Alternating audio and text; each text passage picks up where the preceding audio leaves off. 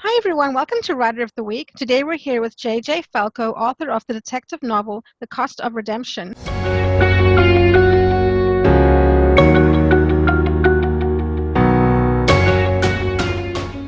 Welcome J.J., how are you? I'm very good, Melissa. How are you? Great. So can you tell us about your background? Were you always interested in detective fiction growing up? No.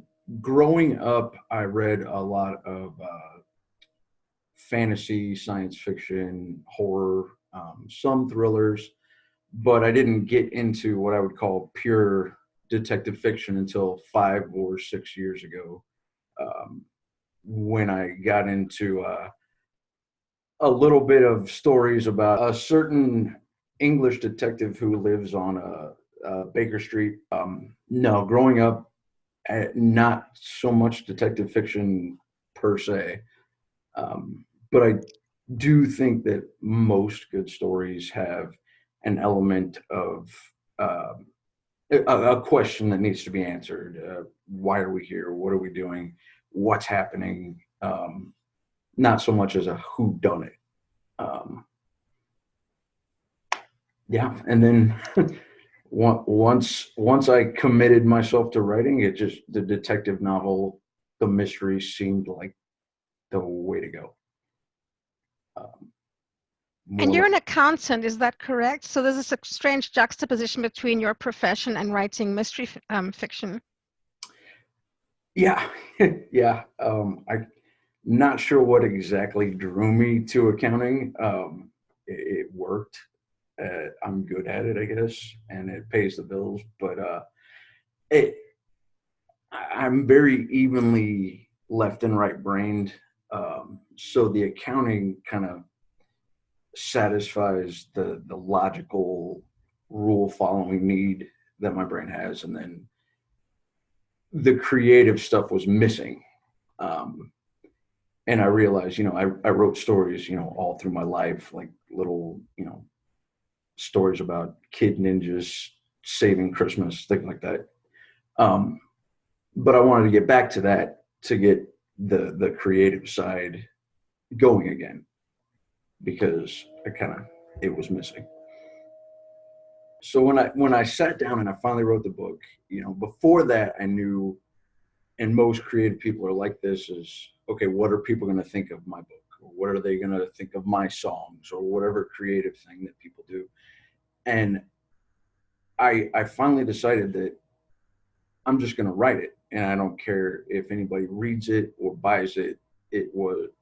I wrote it for me to kind of satisfy that need to be creative, and if people read it and like it, even better, icing on the cake. But I I love that. That's really powerful. And when did you start writing The Cost of Redemption? Can you tell us about that process through to publication and how you came up with the plot? um yeah, I started writing The Cost of Redemption in November of 2017. That was about 6 months after I released the first book that I wrote, The Price of Conceit. And I had no intention, when I finished The Price of Conceit, I had no intention of making another story about the same characters or the same setting. I was kind of done with it, but some of the people that read the book, um, they wanted more, and they contacted me and asked me when another book would be coming. And I was honest and said, I have no plans. But then one day, I got this image in my head of the villain from The Price of Conceit, in prison garb, in prison, talking to a lawyer, and I decided to write that scene, just for fun, maybe a short story or something. And I, passed it off to a few people who had read the book, and they really liked it and wanted more. And then from there, I just realized, okay, we're 6 months down the road. I just started questioning, what would these characters be up to? How would the events from the first book affect them and their, ongoing lives? And I started to realize that all of my characters are incredibly flawed. And the town of Claremont is just a horrible, horrible place. So I started wondering if there were any redeeming qualities that the characters would have. And the theme of redemption just kept coming up. So I decided to explore that a little bit more, and who is going to redeem the town, how is it going to be redeemed, and is obviously there's going to be a price to pay for it, because that's the name of the book.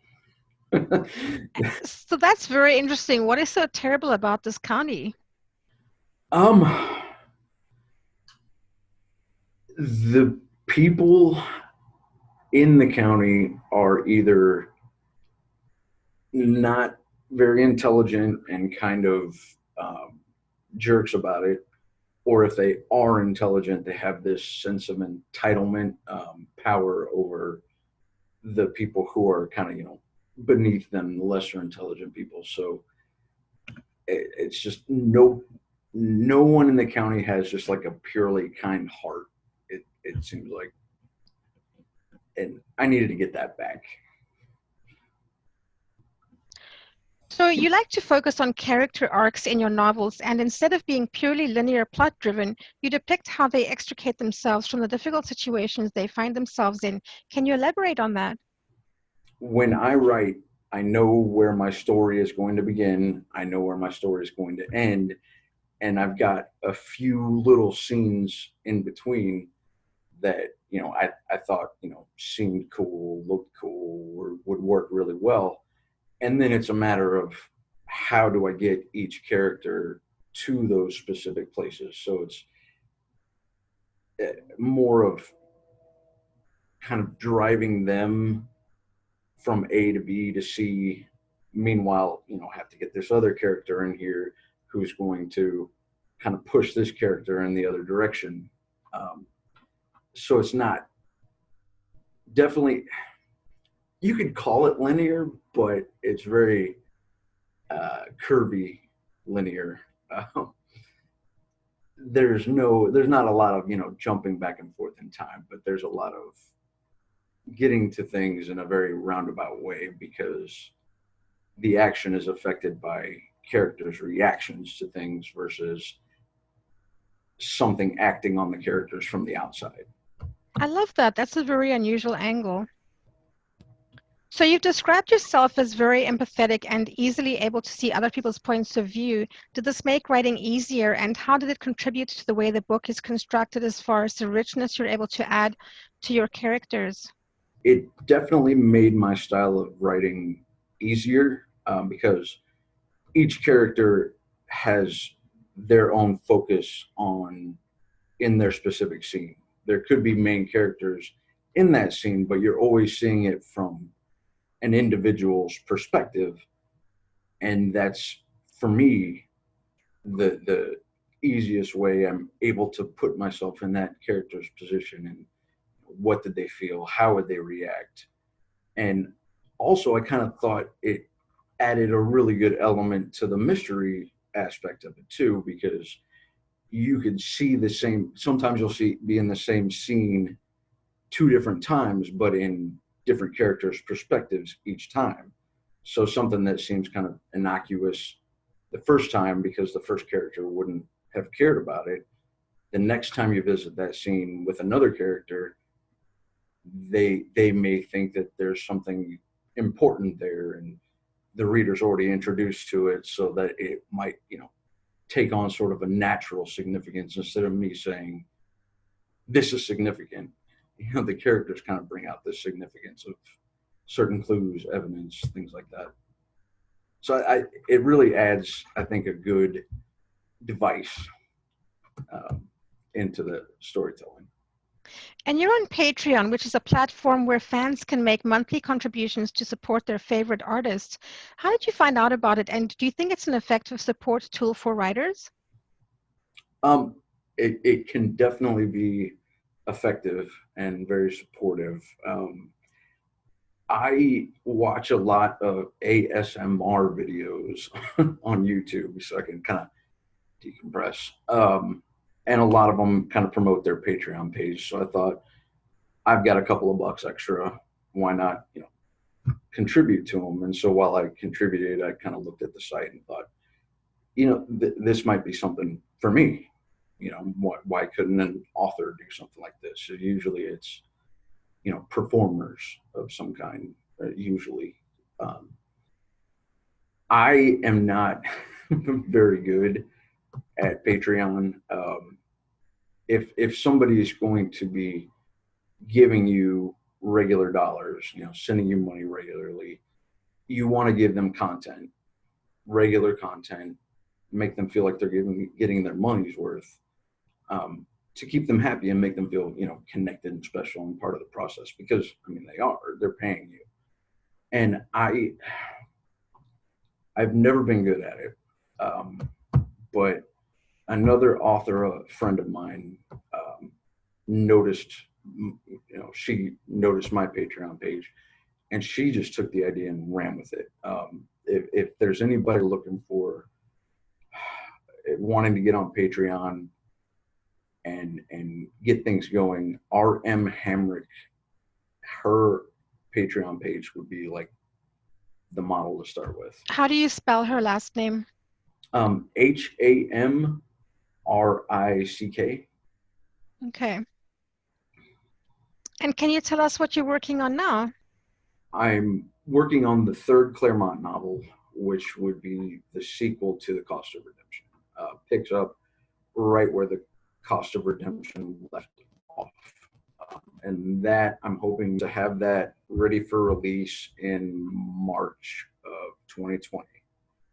And other than that, I am working on a collection of short stories featuring Dan Kabirli, who is the main character from The Price of Conceit. Didn't have much of a role in The Cost of Redemption, but he was in it. And that's going to take Dan from the end of The Price of Conceit through the end of The Cost of Redemption. And it'll add more to Dan as a character, but also give readers a refresher for what happened in The Cost of Redemption, which has been out for a year and a half, 2 years now. So and it's been great for me too, because I forgot half of what I wrote in The Cost of Redemption. So I need a refresher myself. So writing these has really kind of, oh yeah, I forgot that happened. I need to remember that for when I'm writing this third book. So the title, The Ransom of Progress, these people really don't have an easy time, do they? I mean, even when they're trying to progress in their lives, it doesn't come easy. I don't want to give away too much. But yeah, we'll just leave it at the title. I think that's very expressive. Yes. What would a story be without a struggle, right? That's true. So now it's time for Tweet of the Week, where we do a deep dive into your tweets and select one for you to tell us more about. But since you aren't on Twitter, we'll use a Facebook post instead. You recently posted, "Hey, Columbia, Missouri, go to Skylark Bookshop, beautiful store. On their shelves, you might just find The Price of Conceit, The Cost of Redemption, and Buddy Ennington's Golden Pen and Other Stories." Can you tell us more about that? I was born and raised in Columbia. I live in Kansas City, Missouri now, but Columbia, Missouri is my hometown, and I was there visiting. And I noticed there was a small locally owned bookshop in the downtown area of Columbia. And I love those kind of places. I like to support those kind of places. It's really hard for those places to, stay in business. And I went inside, the place was beautiful. They have a local author section. So I kind of talked to them about, maybe stocking my books, and they were all for it. And I felt like, just again, going back to wanting to support local bookstores and not the chains and not the Amazons, just places where people can go and just browse and, meet other readers or see things that they might not see anywhere else, you know. So I wanted to give Skylark a little shout out. And your books get rave reviews. Julia Ash recently reviewed The Price of Conceit, your first book, on Goodreads. She said, "The Price of Conceit is a twisted tale of arrogance, deceit, and self-redemption. I gave this fast-paced mystery 5 stars. The plot is excellent, keeping me guessing the entire page-turning read. The author lends an easy flow to his writing, which I thoroughly enjoyed. The entire book is a twist, like running through a labyrinth where you keep making wrong turns alongside the characters. The author really shines in this category. What a mystery, a twisted 5-star read that keeps you guessing. Congratulations on that wonderful review." Thank you. Thank you. Yeah, Julia Ash was very kind with that review. It seemed like she knew exactly what I was going for when I wrote it, and she nailed it for the review. And I appreciate it a lot. And we're going to finish with you reading an excerpt from The Cost of Redemption. Can you set the scene for us? Yes, it is the first scene of the book, actually, and we're 6 months down the road from The Price of Conceit, and the sheriff of Claremont County is in his office, kind of brooding on all of the regrets that he has. So here we go. Sheriff Jonah Stockwell stared at the wall of his office, just above his filing cabinet. He looked at each of the mementos hanging there: medals, plaques, photos of him with governors, with Claremont elites, and at department picnics, the achievements of a long and hopefully successful career. He wished it hadn't taken the corruption of 2 deputies to make it obvious that it was time to retire. He wished he didn't have to shoot and kill one of those deputies. His judgment in bringing them in, and perhaps even Dan Cabirley, to the department was wrong. Stockwell knew he shouldn't let the events of the last year define the 30-plus years of his career. But he did. He had a lot of regrets. His eyes fell on a photo of himself at a ribbon-cutting ceremony a decade ago. He stood with an alderman and other respected men in the county. They had all long since retired or died. Dr. Walter Swanson stood at the other end of the group from the sheriff. Next to Swanson stood Dwayne Lovelace, another regret. Stockwell asked himself if Lovelace was the reason he put off retirement for too long. He wasn't much of a reader, maybe the occasional Western or military history book, but the sheriff had seen the movie they made years back of Moby Dick. Dwayne Lovelace, Stockwell's white whale. He vaguely remembered every crew member of Ishmael's ship, Pequod or something like that, died. Ishmael was the only survivor of his obsession. The whole damn ship went down. And after all the pain and guilt he felt following what happened with Ferneza and Wells, Stockwell would rather die himself than sacrifice another deputy to his pursuit of Dwayne Lovelace. The Cost of Redemption is available on Amazon and in select bookstores, and you can find the link in the description below, as well as the link to JJ's website, jjfalco.com. If you'd like to support him on Patreon, you can go to patreon.com/jjfalco. Thank you so much for joining us. It's been a pleasure talking with you. Yeah, thank you. My pleasure.